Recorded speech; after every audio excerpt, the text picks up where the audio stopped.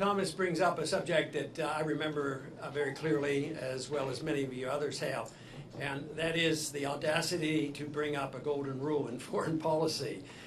And I did bring that up in one of the debates, and it has turned out that the crowd there happened to think that was an outrage, and they booed this whole idea.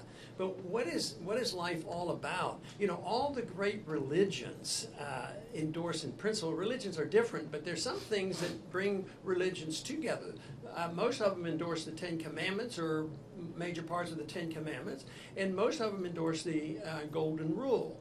And yet, what is wrong with the Golden Rule in foreign policy? We don't have to have a real complicated philosophy, other than the fact that we shouldn't initiate force.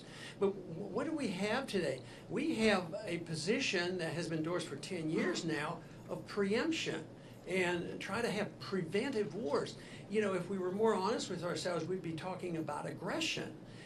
This whole idea that we have to go to war to stop somebody because someday they might get a weapon or they might do something bad. And it's just totally out of control. And it's important for a lot of reasons. Under the conditions of war, civil liberties are always more threatened.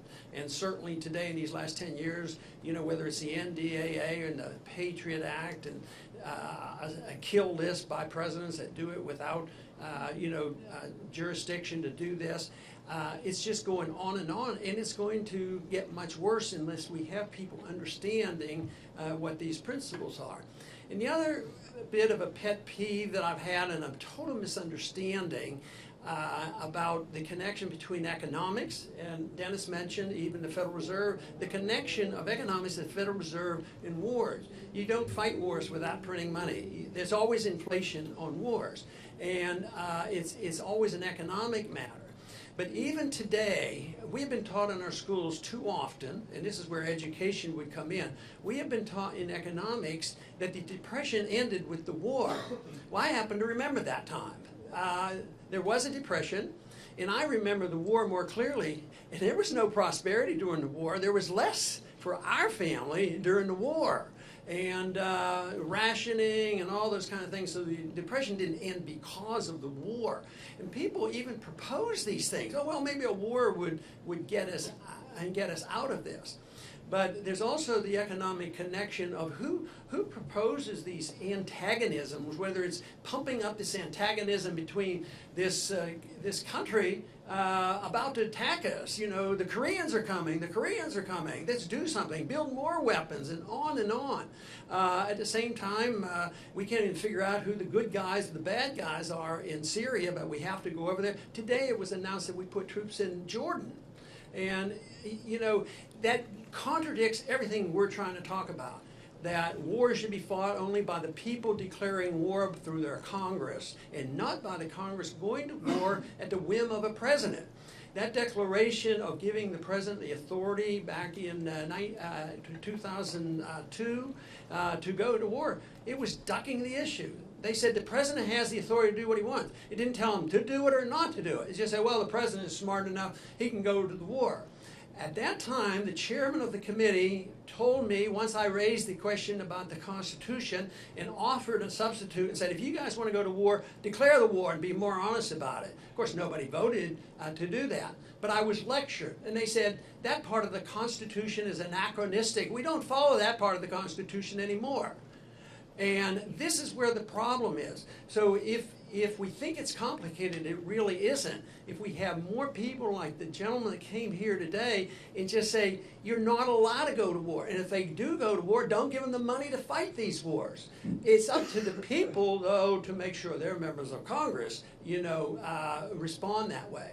But more importantly, governments reflect the people's attitudes. They reflect the attitudes about the war and economics. So if the people say we want this and that, generally that happens. But if the people aren't for wars at the beginning, most of the time people aren't for the war. That's a natural instinct. People want peace and prosperity. And Jimmy testified to it, and Walter testified to it. They come and they give you briefings. Well, a few years ago, like after the first briefing or two, I'm not going to those briefings. Those briefings aren't briefings. We have top secret clearance. But I don't know whether they have the same experience. In a way, I think they do. is that the briefings aren't giving you information, they're giving you war propaganda. They're trying to build up this, and this is what is conditioned between, you know, the government and through news outlets, through TV and radio and movies and everything else. So I don't see the solution as 2 or 3 more members of Congress, which is crucial and helpful. But ultimately, we have to reach the people, we have to reach the young people, we have to change the people's attitude. And it'll be so necessary very soon because we're getting to a climactic end of being able to afford these wars and these excessive debts, and it couldn't be done if we couldn't print the money.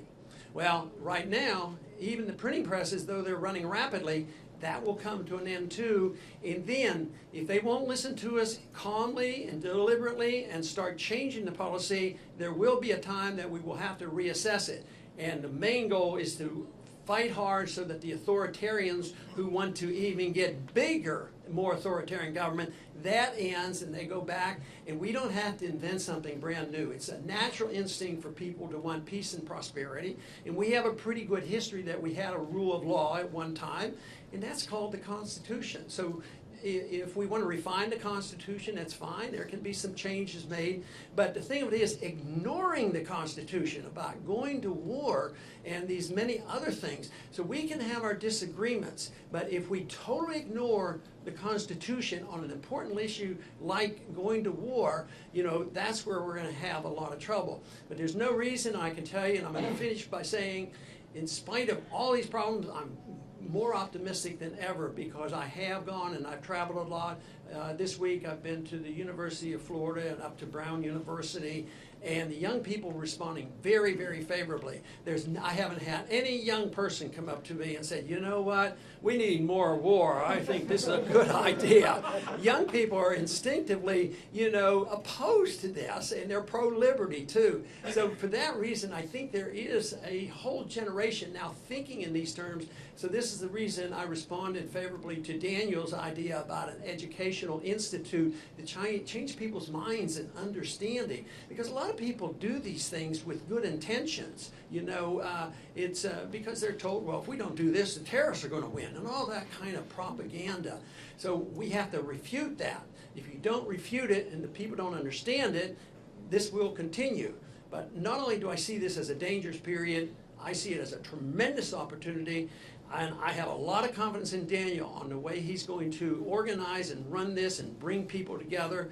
And it's an opportunity, once again, not to be so partisan. This is why it just happens that I'm a good friend of Dennis, is because we see this above and beyond the partisanship. There's only a few. He only has a handful or two on the Democratic side that would vote on principle instead of being just obedient to the party. So we have to be obedient to the truth. And if we do that and we encourage this natural instinct to strive for peace and prosperity, I think we're going to do quite well. And with your help and support, I think our institute can be successful. So I am very pleased that Daniel has put the effort in and gotten us well started here. And I think we will have a great future, especially because Daniel will be heading this up. Thank you very much.